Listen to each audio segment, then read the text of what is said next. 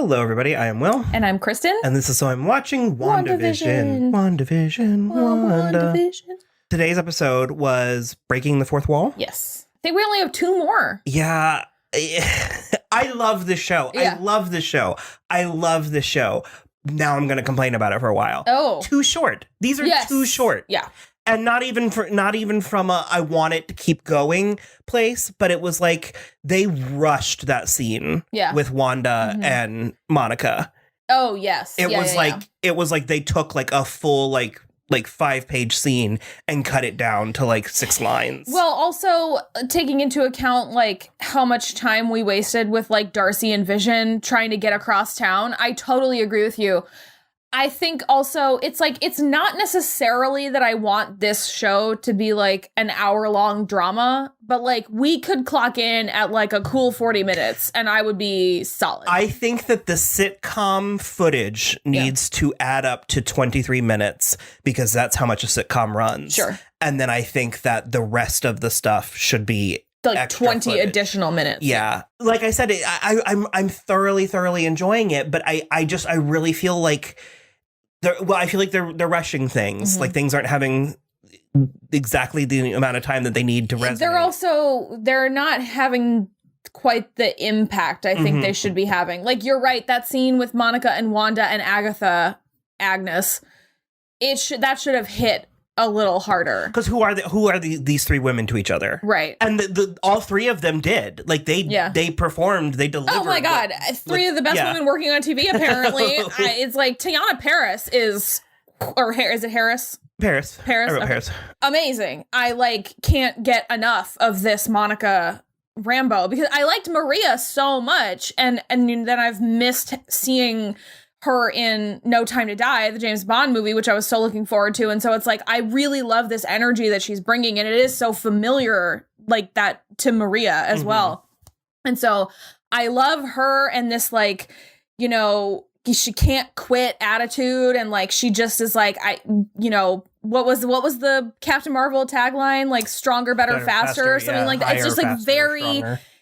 I'm so here for all of that. And it does feel like she's getting swallowed a little by some of the other stuff. And frankly, I'm getting her motivations. Oh, 100%. I think largely based on Tiana's performance because 100%. There's the Captain Marvel element, there's the losing her mother element, and then there's the blip element. So it's like she's determined to actually fix something. And it's like she's so desperate for control. Well, in a good way. I think it's not even necessarily control. I think she's so desperate to connect to Wanda on this human level that I wanted to see that. I wanted those 2 women before they went into the yard to have more. Because I thought it was fantastic in the 70s version. Yeah, I think Wanda is like still maybe not ready. I think she is at the end of this episode, but the problem is I think Wanda's still not ready, and I think Monica is still approaching this in a very blunt instrument kind of way, where she's like,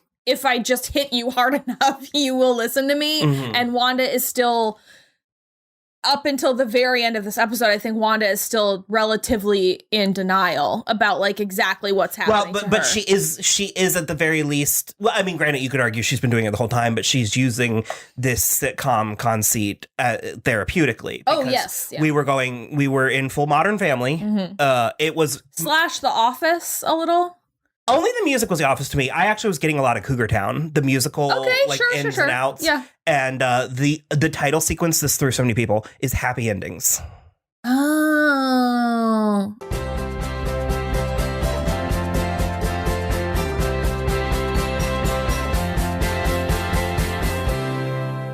Okay. All the different slides and stuff. stuff. Well, the music, though, was The Office. And then the logo was very Arrested Development. Okay. But the title sequence was Happy Endings because Joe and Anthony Russo created That's it. right. They did. And so you can like play it side by side and it's almost like the same. Okay. But Elizabeth Olsen she was channeling Julie Bowen. She really was. It was so funny. And I did sort of love watching her very gradually coming to terms with what she was doing. Yeah. But still kind of throwing herself a pity party. Yeah. And again, each decade has tonally fit the vibe of the decade. Like there was sort of like a slight self-indulgent, like millennial. Yeah. I mean, even going so far as like the prescription medication commercial where it was like, because the world isn't revolving around you, or is it? And it was very funny. And I don't remember, it was just the side effects. Yeah. More depression. Yeah. It's really good. They're really nailing the like decades. I think that is definitely the like the best part of this is how they're nailing the decades. And also, weird pairing. I didn't know I always needed Vision and Darcy. I think Darcy goes with Kat Dennings is an exceptionally talented. She's a pro. She is such a pro. And she's that rare quality that can do both serious work and sitcom, like silly work. Because I watched 4 seasons of Two Broke Girls, and I mean, that shit was low-hanging fruit. And the 10 minutes of every episode was excruciating. Yeah. But I guarantee you, by the time you got to the middle of it, her and Beth Beer's chemistry was so good that it was just fun. It was just silly. I want to also call out again, because I've said it before, and I'm like 90% sure they're still getting a season 2. I don't know how COVID has messed that up, but she is in the show on Hulu called Dollface, and it is hysterical, and it has so much heart, and Shay Mitchell is also in it, and Esther Povitsky, who I feel like she was on Crazy Ex-Girlfriend. She's the one that said totes Hundo P. Yeah, the millennial. It's really, really funny, and it like sort of leans into tropes that you don't think you're gonna like, but it ends up pulling back from them in a way that is actually like really captivating, and she's excellent in that. I agree with you. Kat Dennings. She also just somehow is playing perfectly off of like all this wide variety of people. Natalie Portman, Stellan Skarsgård, I mean, Paul Bettany, she just, Randall Park, she has this like, it's such a wide group of people that she like instinctually knows how to play off of them perfectly. Well, and like she can land such clunkers with like an effortless charm. Oh, yeah. Mm-hmm. And this circus thing was weird to me.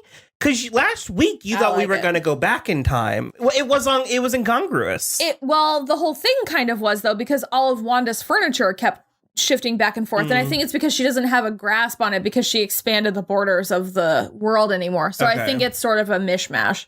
Again, a few more minutes might have landed some of this. Well, either a few more minutes, like shoved into the last episode, or a few more minutes expanded on this one. Well, and also apparently people just lie everywhere, because someone said, like several people said with all certainty that the last 3 episodes were going to be an hour long, and it was not. No, it was like 37 minutes. Yeah. So the longest one so far was like episode 4. Yeah. I think. But I'm also a little bit annoyed that Dottie was just like, well, she was there, because remember, I still feel like she's something. But it was just like a glimpse of Emma Caulfield's face. Looking suspicious. I still think I want her to be a witch. Yeah. So that's where I'm going to go. And again, they work in 3s, the mystical number. Also, it's the Judgment of Paris. It's the blonde, the brunette, and the redhead. It's like we need the 3 witches. Sure. So I'm holding out hope. That she's a witch also. Yeah. But because she was in this one, but also Deborah Jo Rupp was credited in this one, and she wasn't in it. Oh, yeah, I didn't see So I do wonder. And she did say she had more scenes if her scenes weren't cut. Yeah. Which, why are you cutting scenes from this? I don't know. I love it. I love it. I cannot stress enough how much I'm enjoying this. Not so much why are you cutting scenes from the show. Why are you cutting scenes of Deborah Jo Rupp? She gets applause on her entrance. Are you crazy? So Kitty Foreman? Remember from Friends, she was Phoebe's brother's wife? Yeah. Unbelievable. That hits different because she was his teacher. Yeah. It hits different today. So Monica, to my understanding, is a superhero. I think I knew that going in. I think her name's Proton. I think Photon. Photon? Yeah. It changed her eyes, and she could see wavelengths, it looked like. Something like that, yeah. And I couldn't tell if that was like her power or if that was just an effect of going through the shimmer. I think maybe both. The shimmer is good. I saw a thing, this is totally unrelated, but it goes to our Barb and Star, which came out today also. I saw a thing today where somebody it said like Annihilation 2017 or whatever, and then it was just like Barb and Star saying, "It's our shimmer." And I thought it was funny. And she did a proper hero. Oh my God, she did. Landing. It was very good. That does bring us to Agnes. Basically, what I thought was true, and some of the scuttlebutt that I had heard was true, that she was a character named Agatha Harkness. I know very little about it, but I did I didn't know Agatha to be a villain. Okay. I think she's gray. I thought she was gray. So here's my question. Was Agatha already a resident of Westview? That's what I want to know, because was that basement, is that her house? And was that basement, that tree creepy? Yeah. Was that just laying in wait in New Jersey from like the Salem witch trials, or did it magic there? And this is the place that I'm at, where I'm like, I'm just losing faith that I'm going to get answers for everything all of my questions. Certainly not everything. The scene. The whole thing was good. First of all, it was scary. Mm-hmm. The second first of all, the house was too dark. Way too dark. And then she offered tea, and I was like, never. Don't drink it. Don't eat anything. Don't drink anything. You are in a magic space. You are in a liminal space. I'm also concerned for the twins. Where are the twins? Yeah. Some people thought they were the rabbit and the cicada, but I don't think that's... No, because she has always had the rabbit. Yeah. Yeah. But the Agatha to the monsters, who's been messing up everything. It's been Agatha all along. I want to see what because that made it seem like she arrived. That made it seem like she's been following Wanda and took this opportunity to infiltrate. Interesting. Because she landed in like a Sanderson sister dress that changed into the 50s stuff. Yeah. And we had like this montage of her like screwing with everything the whole time. And she killed Sparky. Yeah, rude. Which makes me think we're going to get him back. Okay. Could be. This doesn't feel like a kill the dog show. Yeah, I'm not crazy about the current trend in 2021 where we are sort of humanizing dog killers, Cruella DeVille. Just saying.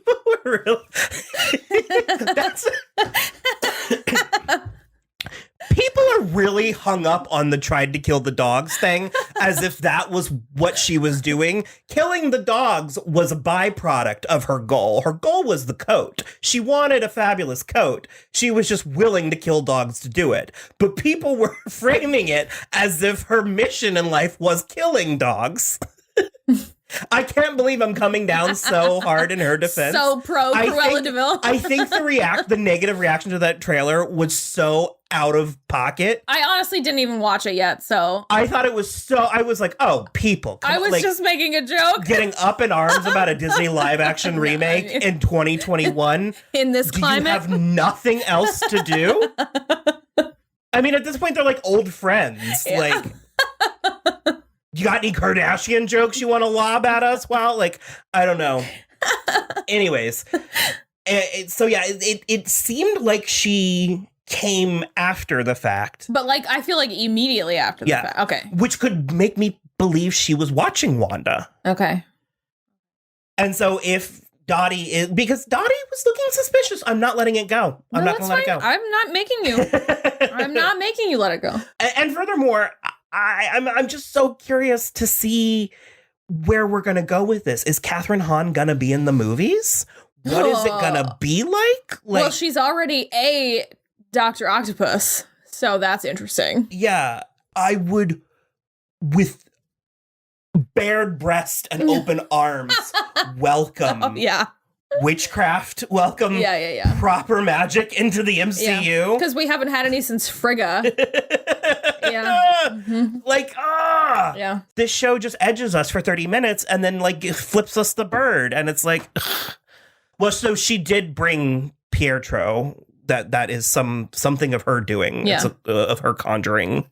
Yeah. So yeah, she has to have been watching Wanda if she knew about him. About Pietro? Mm-hmm. I would imagine, yeah. You're right. We could use like easily 5 to 10 minutes more per every episode. Mm-hmm. But I don't know. I'm also still torn about whether or not I think that this is going to be the only season of this show. Well, I think it is. That's the way I'm approaching it. And furthermore, I'm approaching it that way, but I feel like it could keep going. When this ends, is Winter Soldier and Falcon gonna pick up a narrative thread from this? But I'm asking, like, because I don't believe we're gonna get closure at the end of this. So I think not based on what they've given us so far. I think we're gonna get like 30% closure, and the rest of it's gonna come in Doctor Strange and the Multiverse of Madness. That's gonna be 2 years from now. Yeah. I think it's only gonna be like 1 year from now. I really like this show, but in spite of all of my cues.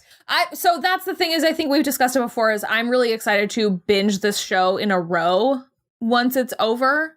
I also want to see her actually throw down, which we know does happen because it was in the trailer. Yeah. They showed her with like a yellow light exploding around her. Yeah. And I heard a rumor that she gets a new costume, and I'm hoping finally they give her, like, it doesn't have to be like the fucking bustier. Sure. But I want the headpiece. And I don't think it needs to be like a fuck off headpiece, but an artist I follow on Instagram did stuff, and he did designs for Wanda all the way back in Ultron. And it was more like a tiara. Sure. It was like a headpiece, kind of like a Lord of the Rings with some beads.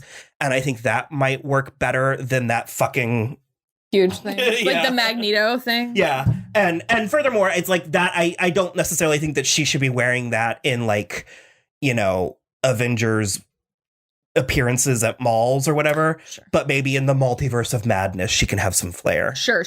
Yeah. It does feel like pieces are converging how they need to. So I suspect a showdown in the finale, or if we're pulling a Game of Thrones, I suspect a showdown in the next episode, and then a finale to kind of wrap enough of it up so that we're not like rabid dogs waiting for the multiverse of madness. But yeah, I'm excited. So yeah, cool. All right, we'll see you next week. Messing with everything. It's Agatha all along.